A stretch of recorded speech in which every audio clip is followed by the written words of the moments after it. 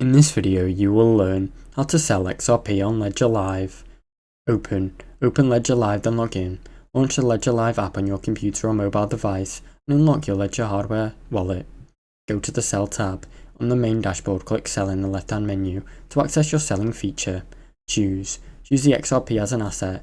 From the list of available cryptocurrencies, select XRP or Ripple as the coin you want to sell.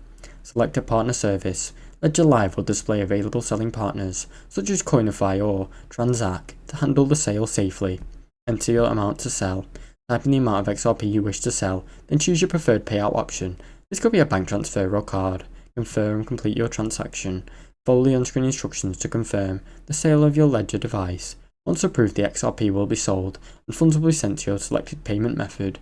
Now you know how to sell XRP on Ledger Live. Thanks for watching. Don't forget to like and subscribe.